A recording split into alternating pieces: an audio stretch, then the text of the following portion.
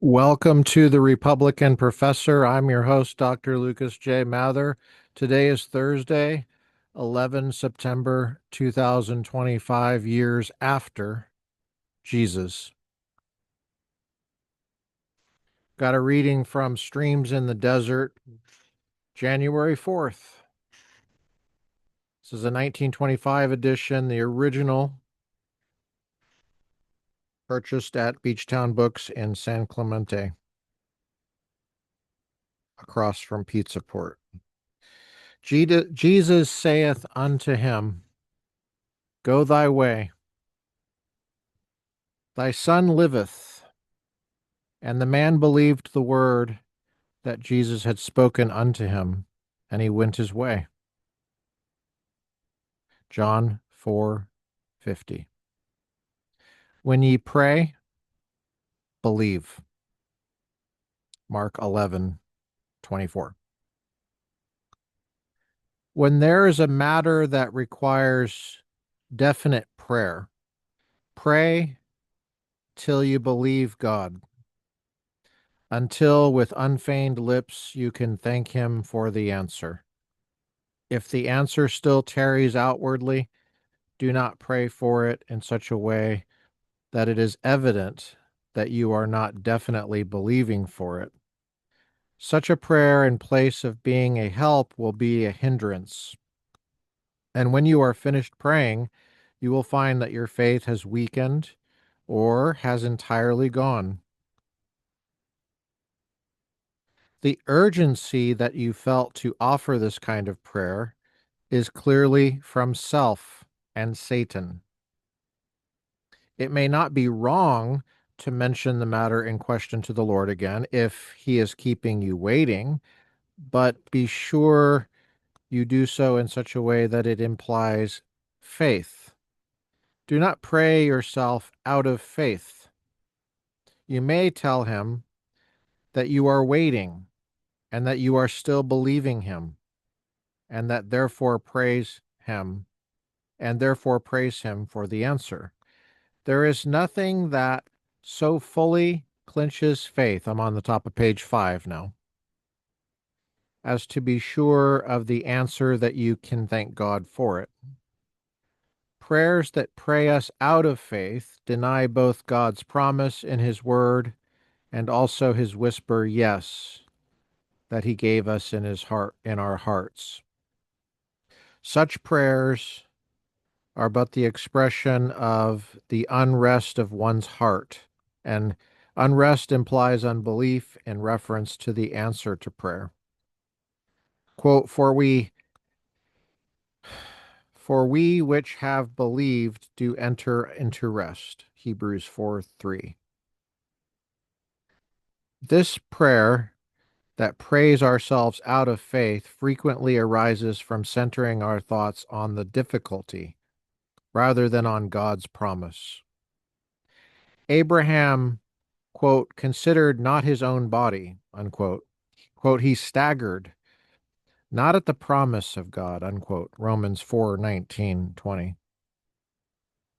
May we watch and pray that we enter not into temptation of praying ourselves out of faith. That's from CHP. I don't know who that is. It's not California Highway Patrol, I can tell you that, because it's 1925. Faith is not a sense, nor a sight, nor reason, but taking God at his word. And that's from Evans, whoever that is. Maybe there's an index with these names. I don't know. The beginning of anxiety is the end of faith, and the beginning of true faith is the end of anxiety. George Mueller. You will never learn faith in comfortable surroundings. God gives us the promises in a quiet hour. God seals our covenants with great and gracious words. Then he steps back and waits to see how much we believe. Then he lets the tempter come, and the test seems to contradict all that he has spoken. It is then that faith wins its crown.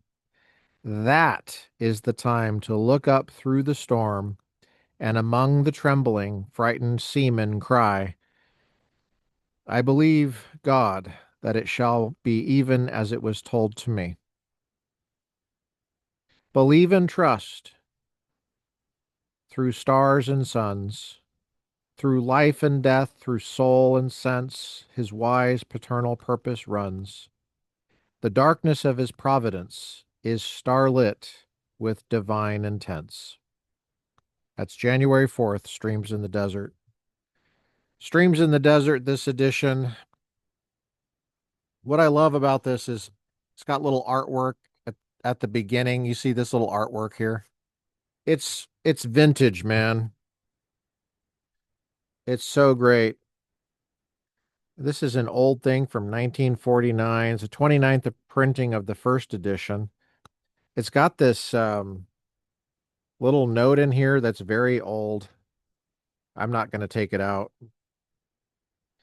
Miss Chase E. Coman, um, through waves and clouds and storms, he gently clears the way, is the quote in the front.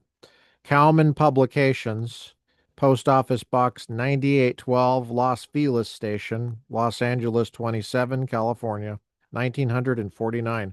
But the copyright is 1925. It's the first printing. It's not the first printing, it's the first edition. There's some politically incorrect stuff in here, but it's not offensive. It's just, it's only offensive if you look to Democrats to tell you how to think and how you believe. And by the way, a lot of you Republican parents who are so excited about your kids getting Democrat diplomas, I think are morally culpable. Whoever invented the well, the so-called distinction between heart and head knowledge and started shopping that around.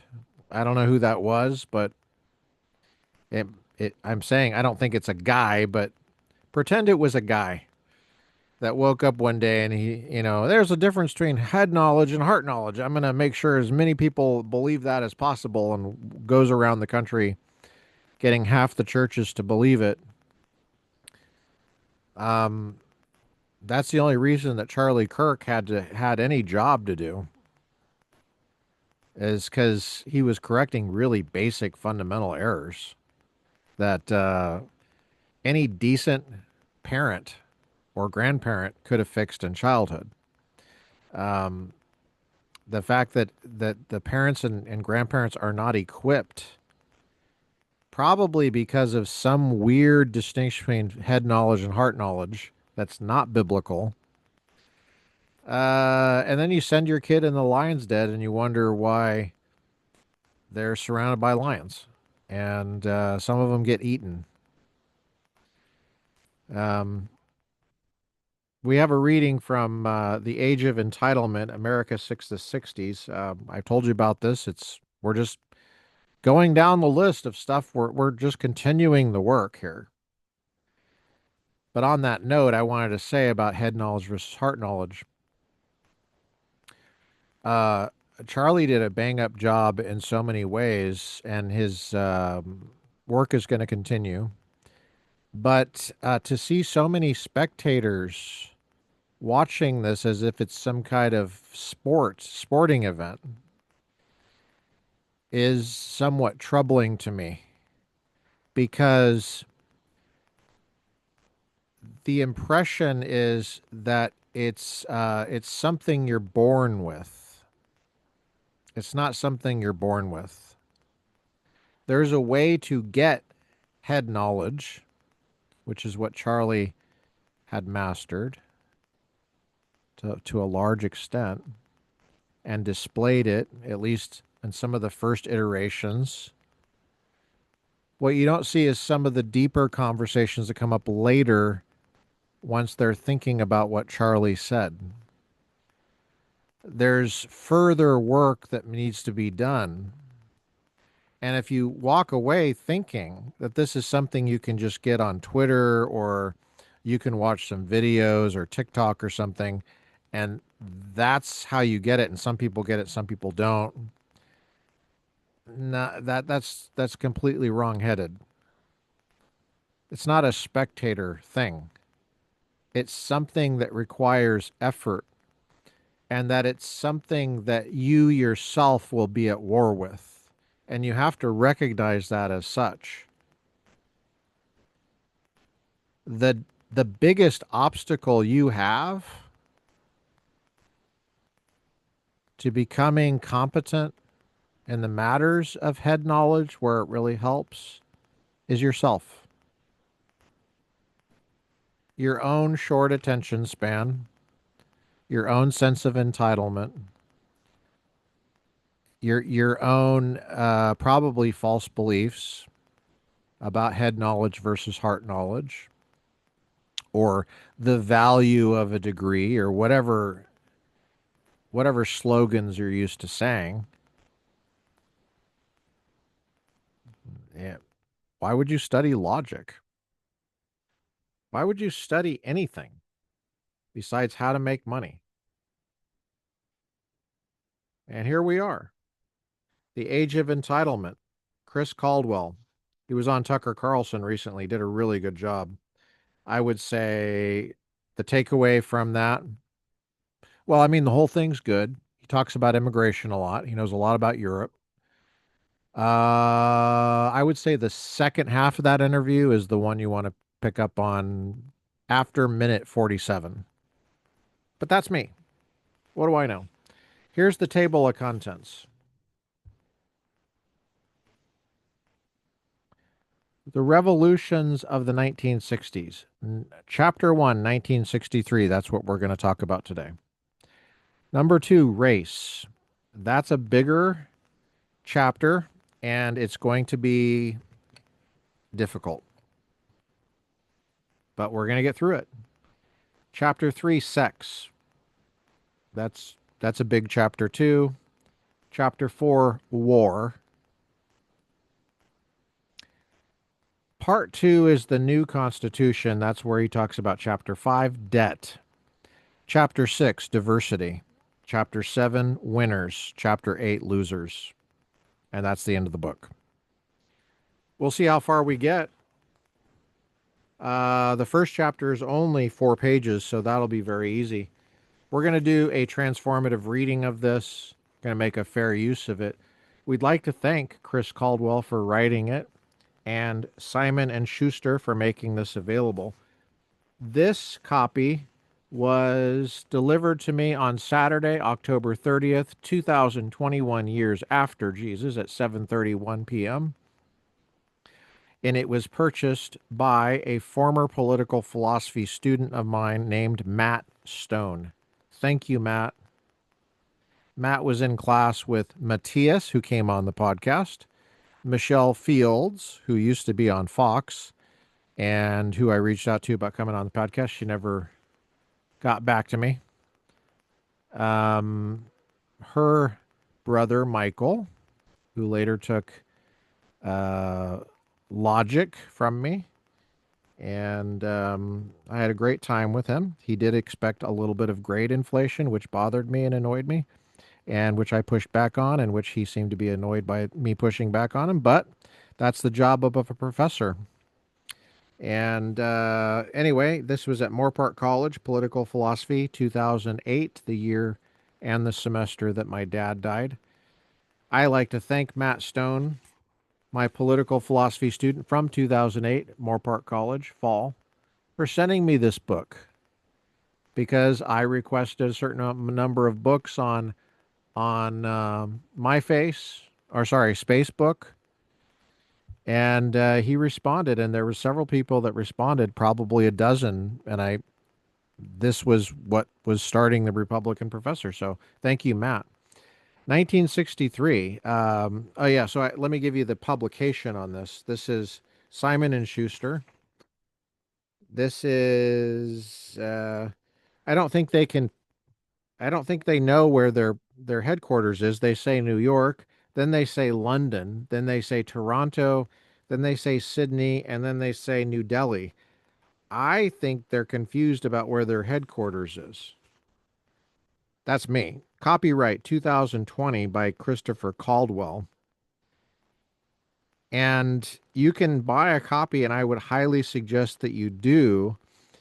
Can I make a suggestion about how to purchase this book?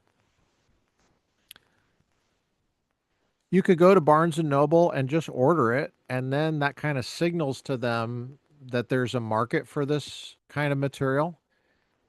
You could look for it in a used bookstore. That's probably what I would do first. Um, I I really think you should get a physical copy of this book and read along with me. Throw some money at Simon and Schuster, reward them for publishing this book. Support your local bookstores and support authors like this. He doesn't make a lot of money. I mean, he deserves way more money than he's getting for writing this book. I can promise you that. But let's be a culture that values books. And that's why I do these transformative readings on the Republican Professor, because I want to model for you and for the younger generation physical books. Don't don't put a huge company like Amazon between you and what you read. Look, look, I want you to look. Those who are watching on YouTube, look, I got this sucker in my hand. Nobody can take this out of my hand.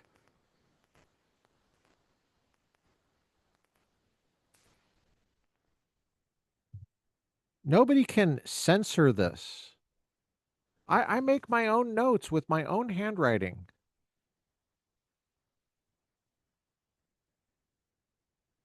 It doesn't depend on electricity. Maybe I have to wait for the sun to come up if there's no electricity, but I can read. I can read.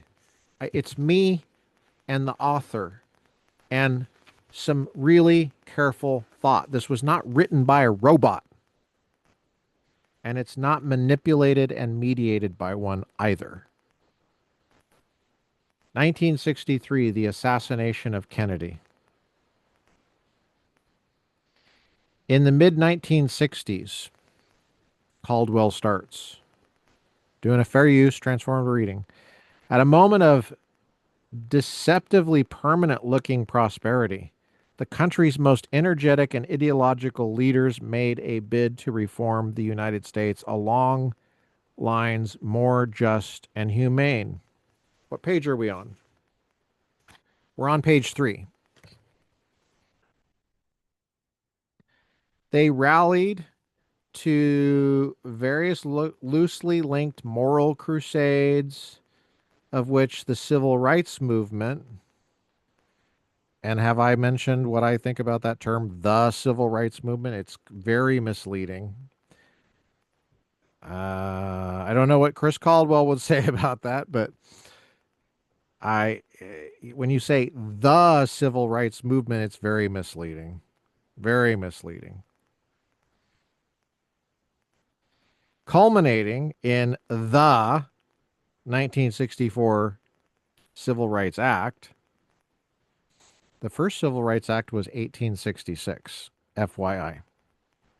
Republicans, all Republicans. By the way, this 1964 Civil Rights Act was made possible by Republicans who supported it by far greater margins than Democrats did. Democrats still had a lot of, well, Democrats were the party of the Klan, so it was harder for the Democrats to get on board with this. But there's more to the story here, so you need to. We're trying to get at why Goldwater had a problem with this. Goldwater, Jewish last name, hardly a WASP last name. Just so pay attention. That's what I'm trying to say. Pay attention. We need to do some stuff on Goldwater coming up. They rallied to various loosely linked moral crusades, of which the civil rights movement, culminating in the 1964 Civil Rights Act, provided the model. Women entered jobs. That's back when people knew what a woman was and they didn't act like they didn't know how to define it. Women entered jobs and roles that had been male preserves. Sex came untethered from both tradition and prudery. Immigrants previously unwanted in the United States were welcomed and even recruited. On both sides of the clash over the Vietnam War, thinkers and politicians formulated ambitious plans for the use of American power. Most people who came of age after the 1960s, if asked what the decade was about, will respond with an account of these crusades, structured in such a way as to highlight the moral heroism of the time. That is only natural. For two generations, the 60s has given order to every aspect of the national life of the United States. It's partisan politics, it's public etiquette, it's official morality. This is so good. Thank you, Chris, for writing this. This is a book about the crisis out of which the 1960s order arose, the means by which it was maintained, and the contradictions at its heart. Pay attention to this. That, by the time of the presidential election of 2016, had led a working majority of Americans to view it not as a gift, but as an oppression. Page 4, the assassination of Kennedy. The era we think of as the 60s began with relative suddenness around the time of the assassination of President John F. Kennedy in 1963. Americans are right to say that nothing was ever the same after Kennedy was shot. You can hear the change in popular music over a matter of months. A year and a half before Kennedy was killed, Stranger on the Shore, a drowsy instrumental by British clarinetist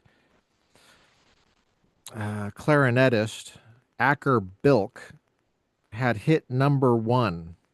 A year and a half after the assassination, the musicians who would form Jefferson Airplane, the Grateful Dead, Big Brother and the Holding Company, and various other druggy blues and folk rock bands were playing their first gigs together in San Francisco. San Francisco, San Francisco, San Francisco. This does not mean that the assassination caused the decade's cultural upheaval. The months before Kennedy's death had already seen the publication of Thomas Kuhn's The Structure of Scientific Revolutions, August 1962. Have you read that book? I've read it. I had to read it in graduate school at Biola University, the Philosophy and Theology of Science required course to graduate with your master's in philosophy. Thomas Kuhn's book, which upended notions about science's solidity and a lot of social and political assumptions built on it. Rachel Carson's expose of pesticides, Silent Spring, September 1962. There's problems with that book, but yeah. Have you seen it? I've seen it. I don't have it, but I've seen it. I've poked around in it. And The Feminine Mystique, February 1963. I have that book. Yeah. Betty Friedan's attack on what she saw as the vapidity of well-to-do housewives' existence. Something was going to happen. The two conflicts that did most to define the American 1960s, those over racial integration and the war in Vietnam, were already visible.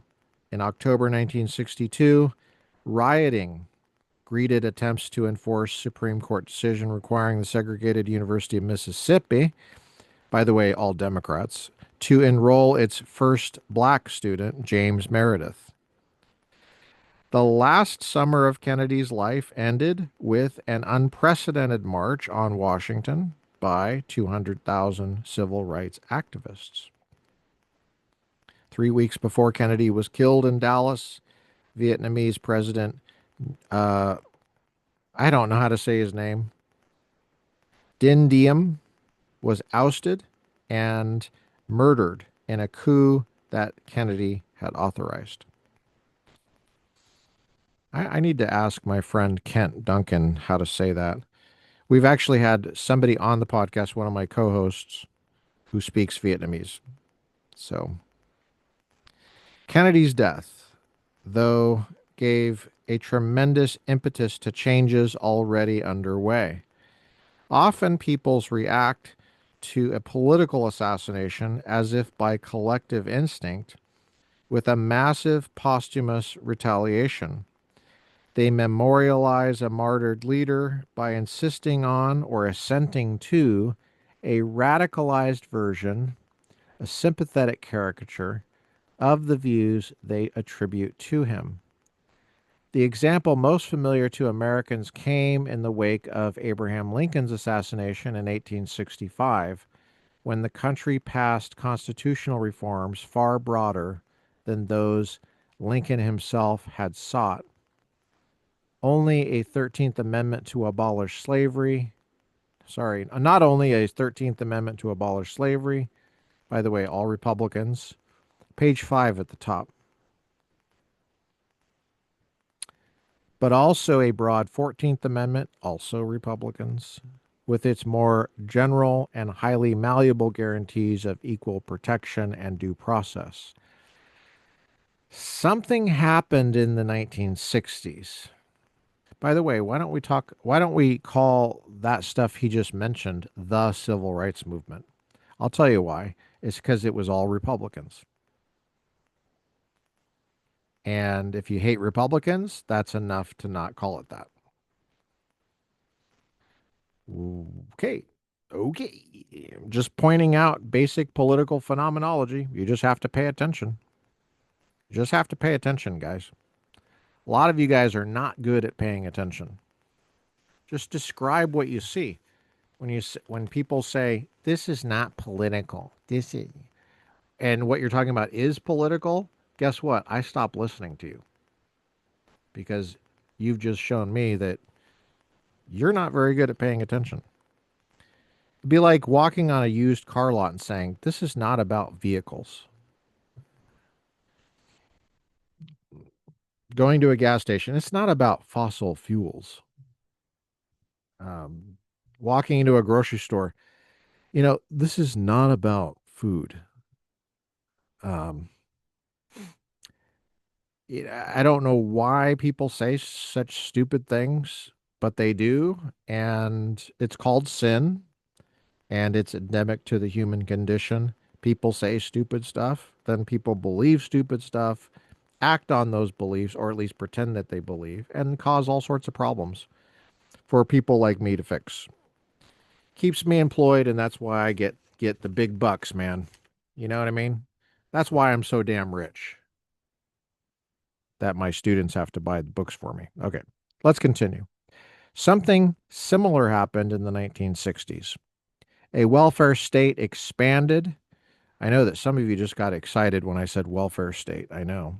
There's a few Democrats that listen to this and they got excited. A welfare state expanded by Medicare and Medicaid, the vast mobilization of young men to fight the Vietnam War, but above all, the Civil Rights and Voting Rights Acts. Yes, These were all memorials to a slain ruler, resolved in haste over a few months in 1964 and 1965 by a people undergoing a delirium of national grief. What could go wrong? Kennedy's successor, Lyndon B. Johnson, was able to take ideas for civil rights legislation languishing in the months before Kennedy's death and cast them in a form more uncompromising than Kennedy could have imagined. How are you guys doing? We've got a little bit left.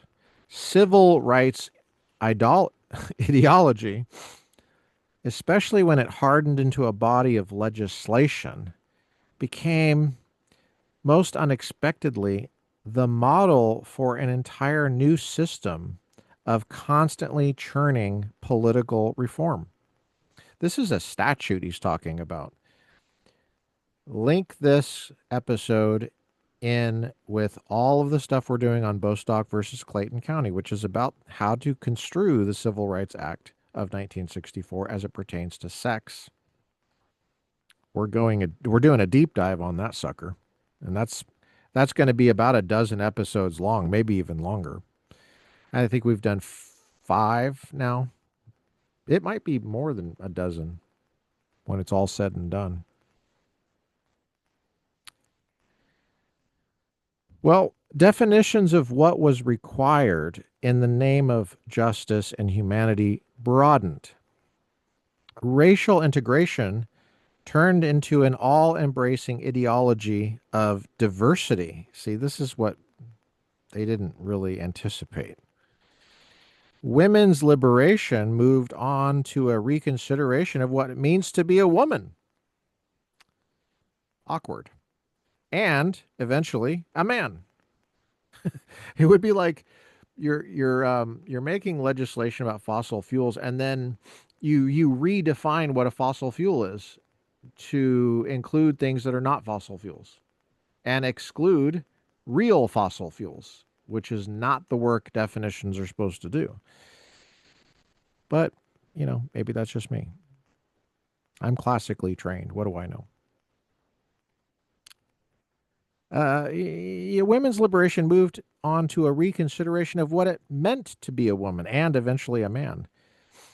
Immigration, and as the kids say, literally, immigration became grounds for reconsidering whether an American owed his primary allegiance to his country or whether other forms of belonging were more important.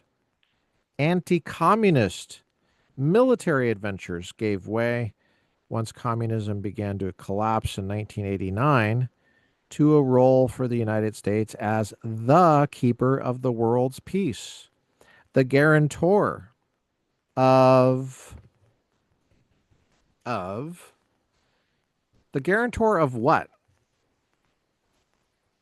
No. Okay, I'm getting in the chat some questions about my pens. This is Carol Watson's Orange Coast Auction, 1501 North Raymond Avenue, Suite B, Anaheim, California. You can look up Carol Watson's auctions, Orange Coast Auctions. It's wonderful. Firearms and bladed material. Wonderful. This one is, I'm glad you asked about this one. Rifle Supply in Huntington Beach. This is a wonderful pen. I've had that for a while. And then the orange one, which I'm wearing today in honor of fall coming up, is Orange Navy Store. The Orange Army Navy Store on the Circle, 131 South Glassell Street, Orange, California. What does it say on the pen? It says Levi Basic, guns and ammunition, emergency preparedness, boots and shoes, and much more. I can tell you that for sure. It's an old school Army Navy store that still sells guns and ammunition. Praise the Lord. Putting that back where it belongs in my pocket, and none of these are paid sponsors. I'm just answering the question of what pens I have in my pocket. I don't know why you guys are constantly asking me about the pens. Jeez. Just let me read. Let me read. Man. All right. Well, here we go. Anti-communism. Okay. Keeper of the world's peace. The guarantor of the world's prosperity and the promulgator and enforcer of ethical codes for an international order which was sometimes called the global economy. There was something irresistible about this movement, says Caldwell on the bottom of page 5. The moral prestige and practical resources available to the American governing elite as it went about reordering society were almost limitless. Are you listening to this? Are you hearing this? This is very insightful. Thanks, Chris.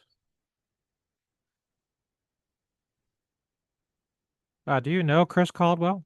No, I don't know him. Oh, why do you call him Chris? I just, I don't know. I just felt like calling him that. All right.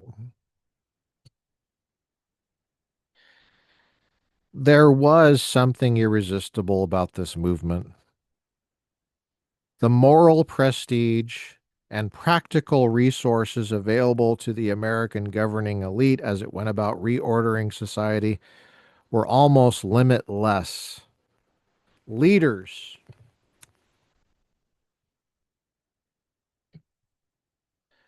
could draw not just on the rage and resolve that followed Kennedy's death, but also on the military and economic empire the United States had built up after World War II, on the organizational know how accumulated in its corporations and foundations, on the baby boom, which, as the end of the 20th century approached, released into American society a surge of manpower, unprecedented in peacetime. And finally, on the self assurance that arose from all of these things. We're on page 6. We just have a couple more paragraphs for the first chapter. The reforms of the 60s, however, even the ones Americans loved best and came to draw part of their national identity from, came with costs that proved staggeringly high.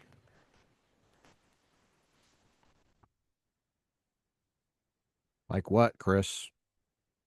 What costs? I need to get new glasses.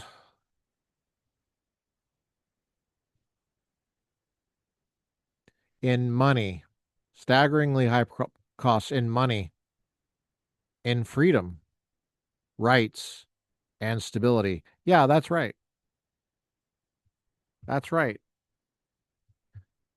Rights legislation came with costs in rights. Oh, and social stability. Those costs were spread most unevenly among social classes and generations. Many Americans were left worse off by the changes. Economic inequality reached levels not seen since the age of the 19th century monopolists. The scope for action conferred on society's leaders allowed elite power to multiply steadily and, we now see, dangerously, sweeping aside not just obstacles, but also dissent. At some point in the course of the decades, what had seemed in 1964 to be merely an ambitious reform revealed itself to have been something more. This is very important. The changes of the 1960s, with civil rights at their core, were not just a major new element in the Constitution. Now, I would disagree about how he's saying that. It's a statute. It's not a change in the Constitution. It's a statute, Chris, and it can be undone like a statute or fixed, tweaked, modified. They were a rival constitution, and he has a little c, not a big C with that. They were a rival constitution with which the original one was frequently incompatible. He's right about that. And the incompatibility would worsen as the civil rights regime was built out.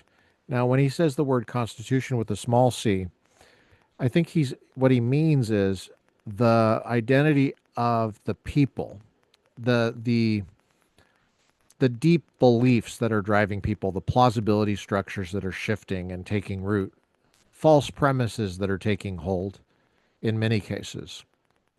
Blind, false premises cause blindness, and we're sinful, so that causes all sorts of problems.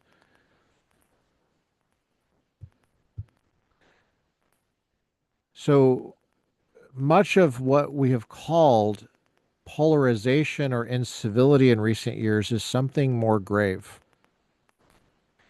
It is the disagreement over which of the two constitutions shall prevail.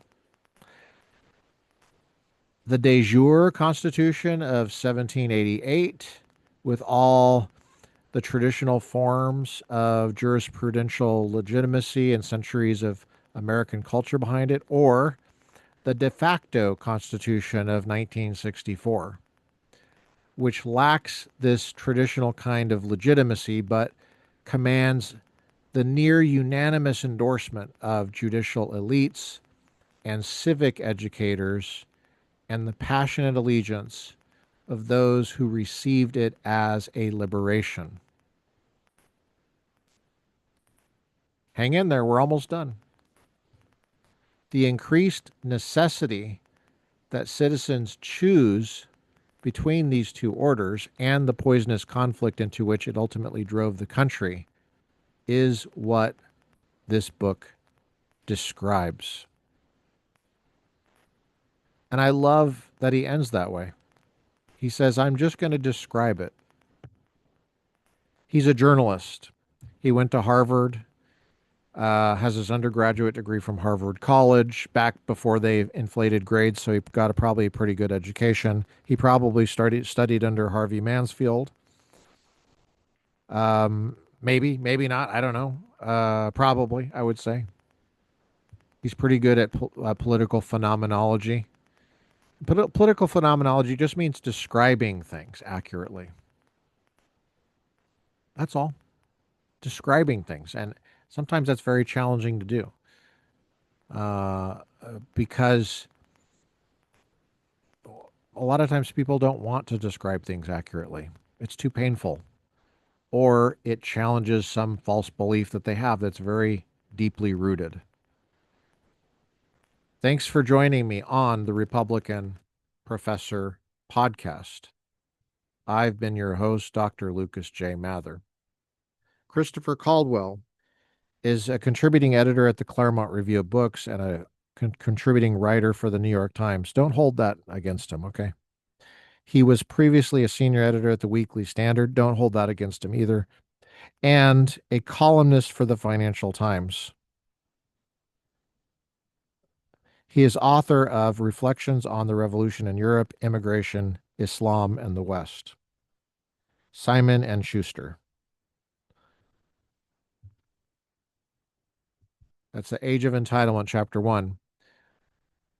Um, Charlie Kirk died yesterday, and we did I was recording when I found out. When I was beginning that episode, I had not realized how badly wounded he was. So please don't misinterpret the first part of that episode. The first part of that episode, I really had not looked at the details. I was just trying to get through as best I could, the episode. And I was hopeful that there would be good news coming out later in the day. And then later I had some conversations and people were saying that, if you had seen, his wounding, that, you would not have been, hopeful, of a recovery. And I don't, I'm just letting you know that, I did not know that how I knew he was severely wounded. I figured he would just get help immediately, but, but I'm not a journalist. I don't mind journalism. For me, it's too hard to do it well. My hat's off to real journalists out there. It's very difficult, hard work. I like to do the difficult hard work that follows up from the work that Charlie was doing. My view is what Charlie was doing is preparing a foundation for, something to be built, preparing hearts and minds to do the hard work that comes later. The hard work is not fun to watch. The Republican professor is probably not fun to watch. I don't shy away from that at all because it's real. I don't want you need to be disabused of the idea that getting so-called head knowledge is a walk in the park. The reason I do these readings and the reason that I interact with the readings and interact with guests about what they've written and dialogue Socratically, I could do that same thing. I have done the Socratic thing in classes for a long time. I've taught 190 courses in Southern California at 12 colleges and schools. I've done it officially as a professor. And it's different when you're grading the students. I'm telling you, when you're the one enforcing the reading, making sure they're showing up and, at least pretending to be a responsible human being, as hard as that is to believe. It's very different work from what Charlie was doing. Charlie was not holding people accountable. He was not submitting grades. He wasn't dealing with the satanic administration, which oftentimes just wants to coddle the students and make excuses and find any way of tripping you up and blaming you as the professor for something if you're a Republican. I didn't use the word conservative. I know he used the word conservative. I use the word Republican because when you use the word Republican, what do you mean? Well, a Republican form of government, the Constitution, the that includes all sorts of notions that we cover on the Republican Professor podcast that quite often line up well with the Republican Party started in 1894. Sorry, 1854. uh, who ran the first presidential candidate in 1856 against Buchanan and lost. I think it was Fremont. There's a street named after him in Monterey, California.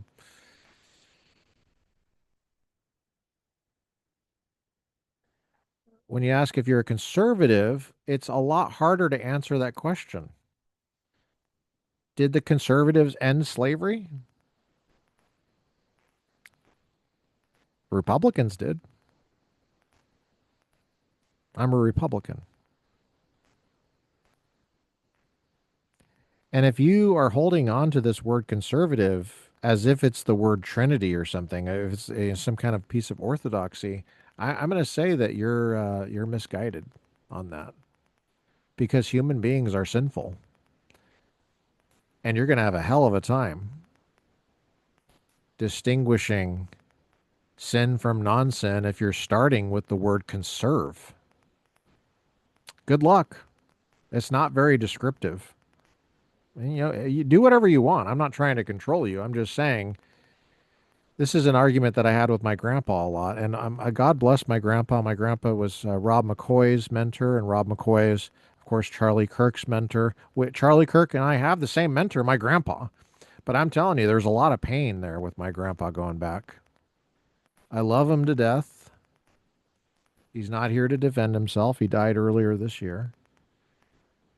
But we went through a tremendous periods of loneliness and isolation to do the hard work of getting what he called head knowledge. And I didn't get any help from my family. A little bit from my mom. Not a lot of help, man. Um, I had to mentor my grandpa and get it through his thick skull that Jesus never denigrated knowledge. In fact, he said, love the Lord God with all of your mind. He added the word mind. I'm not saying he added the concept mind. I'm saying he added the word. It's Greek word that was added. And I know that Jesus wasn't speaking Greek. The concept was there in the word heart in Hebrew and in Aramaic. Um, Matthew added the word mind. Fine. Okay. But, you know, Matthew was reporting what Jesus said and what he meant. Love the Lord God with your mind, with all of your mind. That is hard. That means you have to get some head knowledge, and that's hard. And you're not going to want to watch videos of Charlie Kirk going into the library and reading. You're not going to watch videos of people looking at words on a page. That's why you're not watching this video. But we have to go back to basics, man. I'm doing some work I'm doing some consulting work here in Southern California for a school. I'm not going to tell you the name of the school. That's it's embarrassing, man, how far behind they are.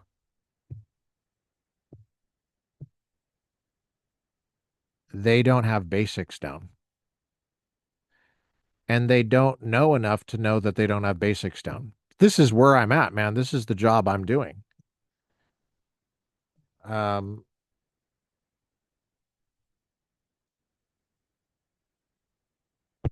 It's like kids that don't know how to write checks. They've never mailed anything. They don't even know what a mailbox is. I mean, it's like basic stuff. The reason I say you should have kids write checks is because it gets them used to signing their name on something and making a promise. And what does that mean? A lot of this stuff gets lost in the internet, and you need to have paper and pen.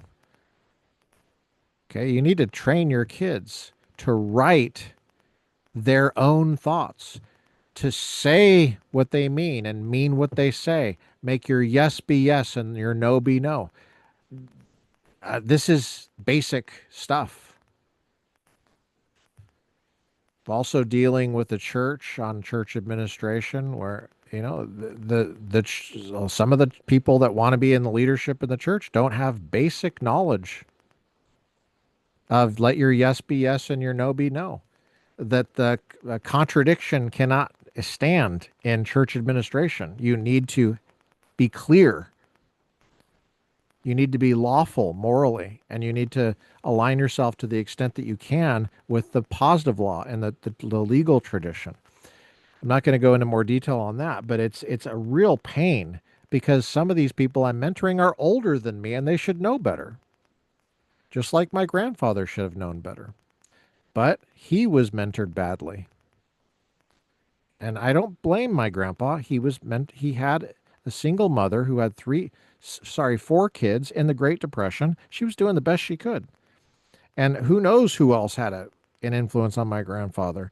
But there was a lot of anti-intellectualism flying around. I know because I grew up in an anti-intellectual church until I was in my early teens. And it screwed me up, man. I had to go to seminary, go like for 6 years and get unscrewed up. Thank God for Gordon R. Lewis, who was my mentor in high school, helped me. Later, my professor of logic in seminary. Thank God. Praise God. But there's a lot of kooky, crazy crap out there. And it's very difficult. You need to get a mentor. You need to go back to basics. I want to acknowledge the events of 9/11. And I want to suggest that you check out the interview I did in 2023 with a dear man, a dear man, teaches at Pepperdine School of Public Policy, one of my former colleagues. He wrote In Defense of the Bush Doctrine. Oh, I know. I'm going to get the hate mail.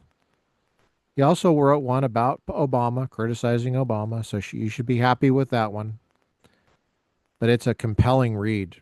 And anyway, he defends prudence in foreign policy, and you'll like that. Um, and his name is Robert Kaufman. And I would highly recommend this. And I also want to recommend, and I want to tell you about some work we're going to do on the Republican Professor podcast on tariffs. Okay, it's not a topic I want to go through, but we have to. I'm just going to show you some of the sourcing I'm looking at. I want to recommend a podcast to you called Three Whiskey Happy Hour.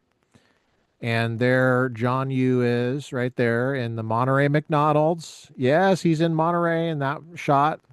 That's so cool. There's Steve Hayward, and then there's Linda there. She doesn't know me. I don't. John and I have met a few times, and he came on the podcast. He came on this podcast, my podcast. Did a great job. I've never met Steve, but it's a really lovely podcast. I really enjoy it. And I would highly recommend that you follow John Yoo on LinkedIn. He does a lot on LinkedIn. He does a lot, period. And for example, he is a wonderful resource on tariffs. Let me show you just really briefly his link, what I'm looking at on LinkedIn here.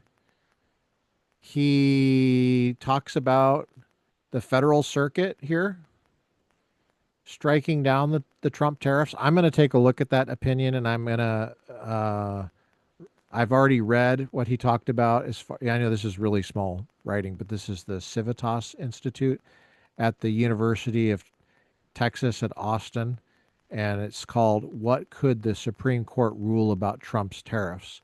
The reason I'm bringing this up to you is because this has to do with separation of powers and the law of presidential power, which is exactly in line with what he talked about on the podcast in 2022.